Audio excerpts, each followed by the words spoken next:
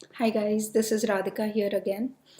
So today I wanted to make a video on overt narcissists and their love process. I made a video on covert narcissists and especially women covert narcissists and their love process. I think the same applies to men as well because some men are covert narcissists and pretty much the same things will apply to those people. And this one is about over narcissistic people and overtly narcissistic people and how they express love or love. And so I wanted to make a series on love because it's a very big theme of this world, of our world of reality and of everyone's life. um, so I wanted to make covert narcissistic kind of love, overt narcissistic kind of love, like the patterns in that.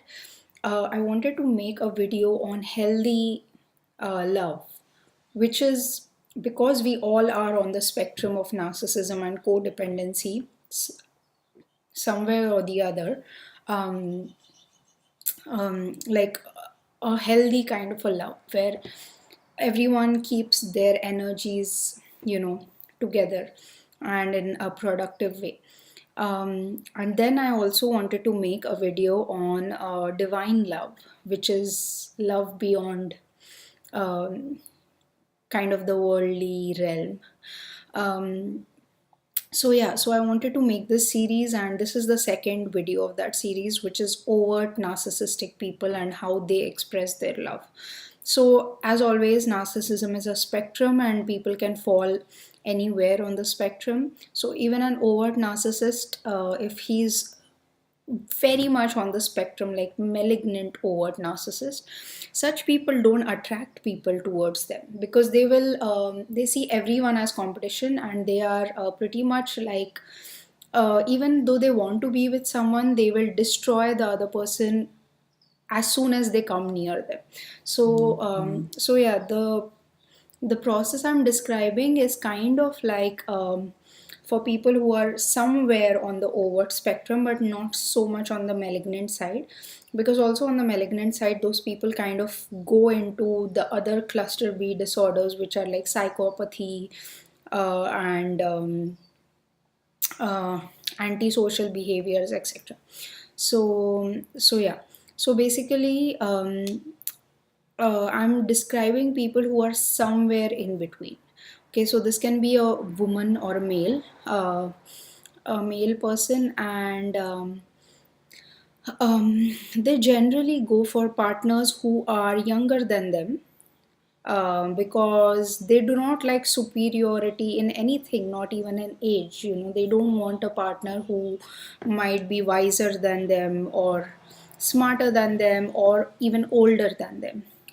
Sometimes not even more beautiful or handsome or whatever they think of themselves. They don't want their partner to be overly that, or even if they want a partner who's overtly that, they see to it that the partner is not does not know about this quality in themselves. So they don't want a person who's very self confident, or if even if they have a beautiful girlfriend, the girlfriend might not know how beautiful she is.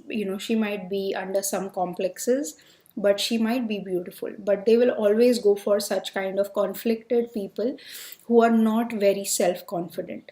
um, because then it becomes easy to mold them in a certain way. So basically, these are people who have had a little bit rough childhood, who were not told that they are good enough, or who don't believe that they are good enough.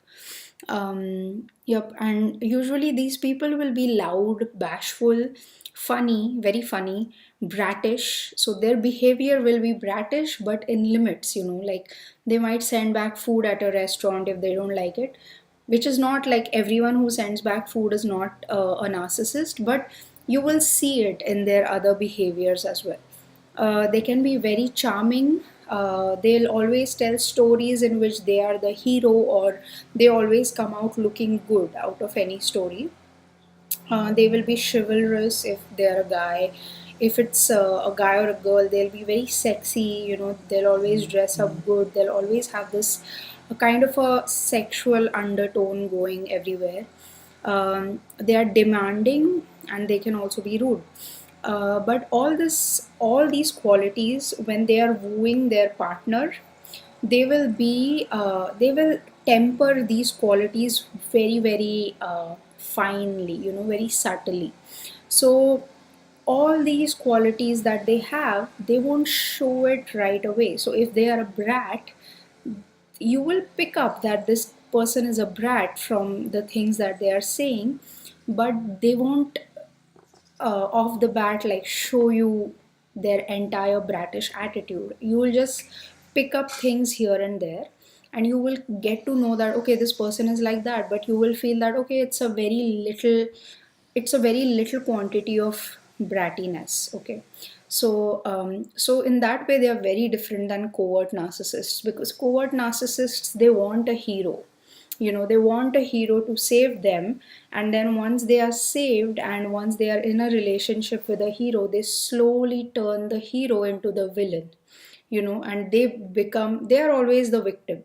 So they were the victim, and they will still remain the victim. Overt narcissists are always the hero, but they are a hero who's actually a villain, but they are pretending to be a hero. So yeah, I think that's the difference. So yeah, basically, they will also give you this feeling. They will be very confident in the way that they love you, which is very attractive sometimes, because they will love you like they are meant to love you. So they will kind of like give you the feeling like they own you, and that they are born to do this, or like you are theirs and they are yours. So they'll give you those kind of vibes, but they are just to get you, like entangled with them. So basically they give you that kind of a feeling like they are protecting you, they are caring for you, and basically like they own you a little bit. And they will do this with gifts and understanding you. And if you have a bad day, you will go to them first, because they will put this persona of being like super strong, and always they will tell you that you can always come to me and I will always be there for you, and things like that. And they will become your rock basically, and slowly that rock is all you will have. Like they will become an island, and you will be on that island, and it will be just you and them. And like that, slowly you will get cut off from the world around you. um, so yeah, so basically in the beginning you will have these kind of feelings, and they will make sure that you like it. It's not like they will force it on you, this feeling of being owned, but they will do it in such a way that it's kind of romantic, and or at least you are brainwashed by society or by stupid movies, or like you are just brainwashed this way. And because if you have had a childhood in which you were not validated or not protected, or you felt like you were ignored, they are kind of letting you relive your childhood. Now they are kind of becoming your parent. So that's what they will do. And that's why many codependents and empaths will get into relationship with overt narcissists, because empaths will feel that they will see the bratish attitude, they will see all these negative qualities, but because the overt narcissist is showing this other understanding and good side to them, they will always give this overt narcissist a chance, and they will feel that I can maybe help them in some way.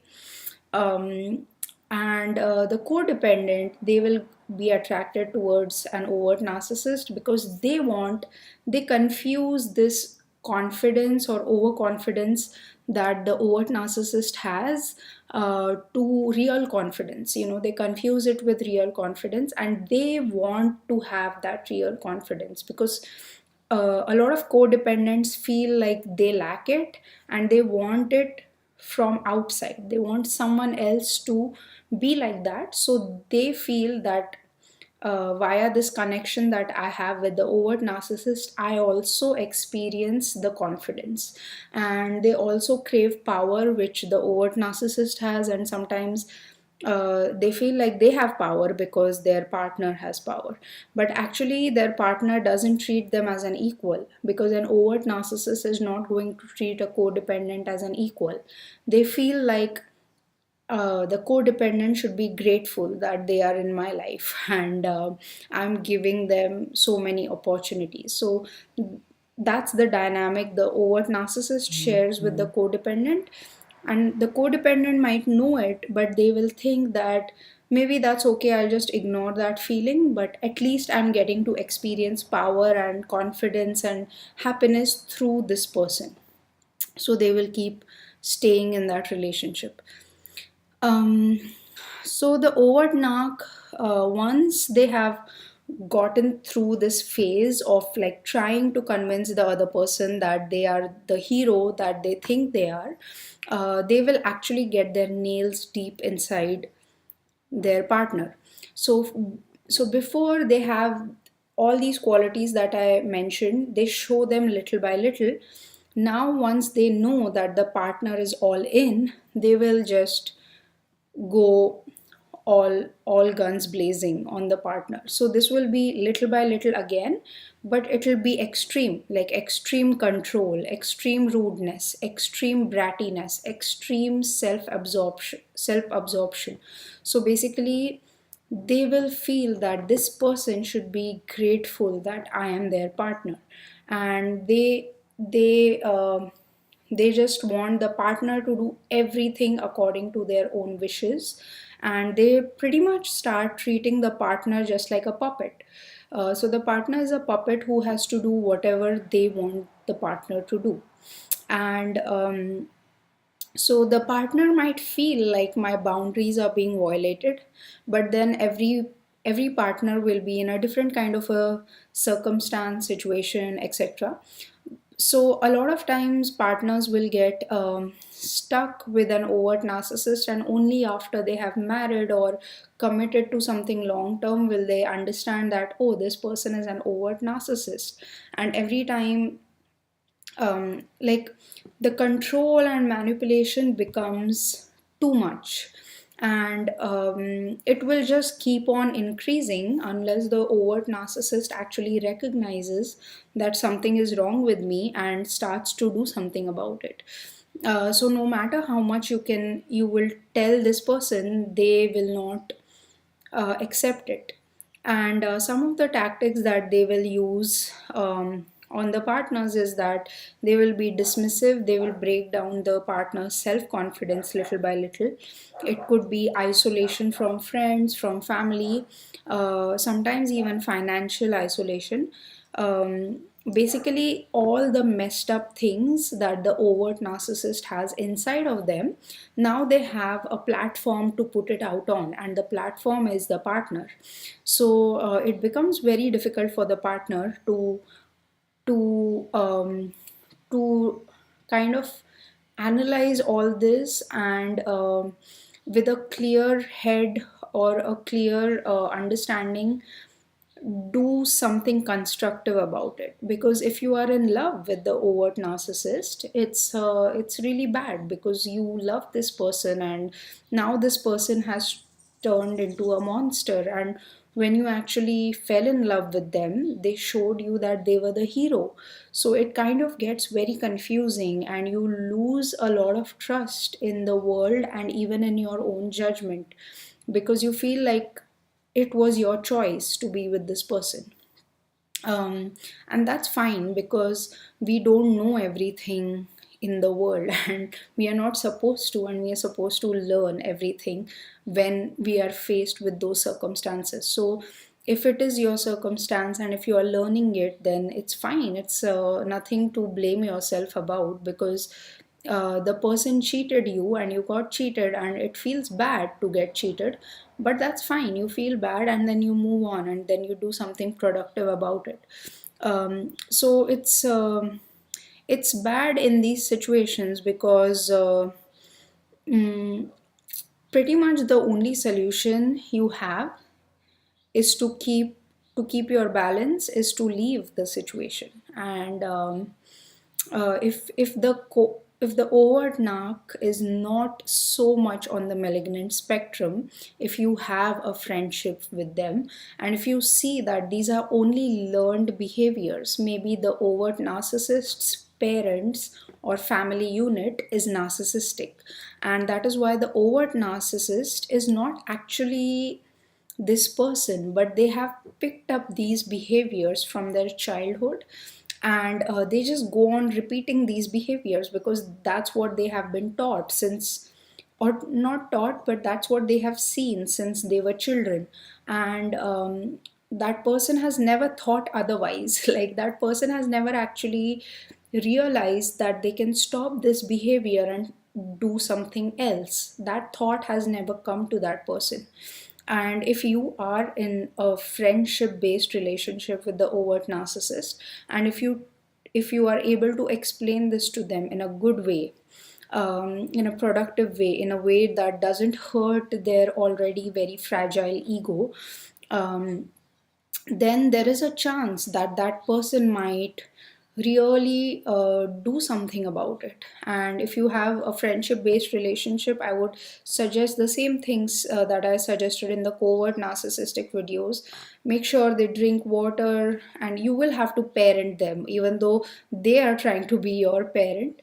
But once you realize all this, you will have to, like, first become strong yourself, and then you can try to help them by, giving, like, making them drink a lot of water, eat good food, take them out in nature, maybe join a yoga class together, go hiking, remove the importance of material possessions so much from their life. Remove the importance of status from their life. Maybe they're really good at their job and they keep boasting about it all the time. You don't have to downplay it. You have to say that, okay, I'm very proud of you, and you can say that I am going to be proud of you no matter what. Even if you are not so and so position, I'm still going to be proud of you. And you can help, you can encourage them in these ways, because not everyone is malignant. Not everyone is like beating up their partner or always being dismissive, but you might see these traits here and there, or in some circumstances when they are faced with pressure or something like that. So yeah, these are mostly learned behaviors. They learned it from their narcissistic family unit. So they might actually be a really good person, but they never got the chance to be who they really are. Um, so yeah, so you can try doing all those things, the same things I mentioned in the covert narcissistic videos. And what else? At worst, if these people are, if the overt narcissistic is being very, very abusive, verbally, emotionally, or physically, you just have to leave. But if you feel that you are not able to take it so much, then yeah, then leaving them is the most productive thing. Because if they are so much on the malignant spectrum, then, I mean, there's going to be fights. And if they have no idea of who they are, they have no self realization, and they are too much into the blame game, and they completely blame you for everything, then it's going to be very difficult to live with such a person. So yeah, so if they are on the malignant side, they can be very, very dangerous, because they can go over to the dark side very, very quickly. Especially, I mean, I do a little bit of like horoscope and zodiac, and if they are a Scorpio, which I am, but if they are Scorpio or one of these dark signs, then they can go over to the dark side very easily, and they can self destruct, or they can destruct people around them, because they just go to a don't care place. So yeah, that will be difficult.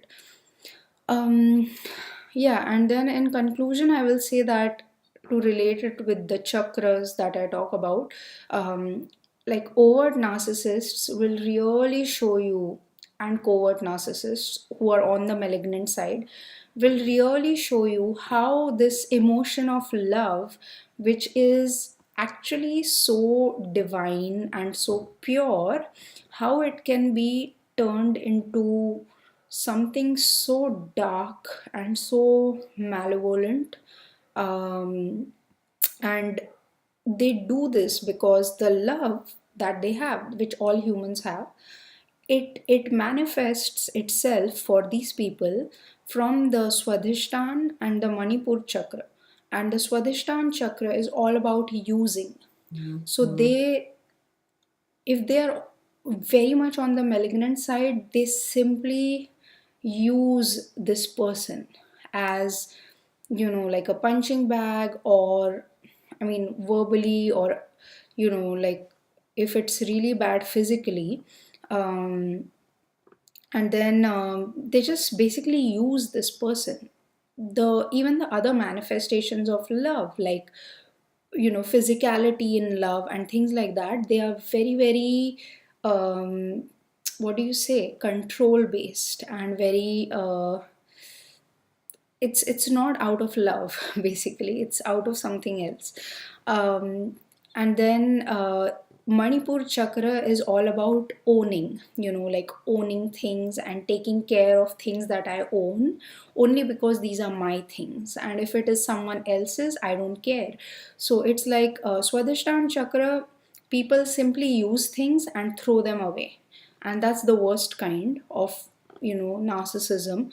And love, like the discard that a lover will face in a love relationship from an overt narcissist, is it feels like that, it feels like you have been used and thrown away.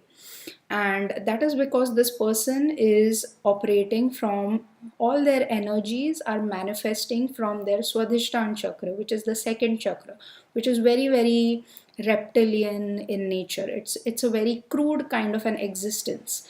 Not to say it's bad, because all creation is, it is what it is. It's not bad or good, it is simply so that we learn from it. So yeah, it's a reptilian kind of an attitude in which you use things and you throw them away, so that's why some people feel that discard really bad, because the person who discarded you is not a person. It's that person is almost like a reptile. It's like, um, it's like a, it's like you were in love with a crocodile. So yeah, that's what it is.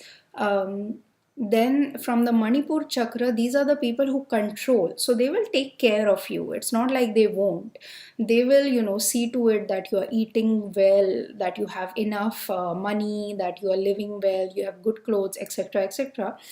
But they feel a sense of ownership. They feel like they own you, and they feel like they take care of you because you provide something to them. And the day you stop providing this thing for them, their love is going to go away. And that's why there's this control, because they want to control you, control you, control you, till the point that you say, you know what, enough, now I'm not going to be controlled. And when you reach that point, they will either realize what they're doing, or they will discard and move on. They will find someone else to control. um, so yeah, so you can very properly see how love is manifested from different chakras, and how it shows itself in this world. So yep, this was the video on overt narcissistic love process. I hope you like it, and I wish you all a lot of love and a lot of light. Thanks, bye.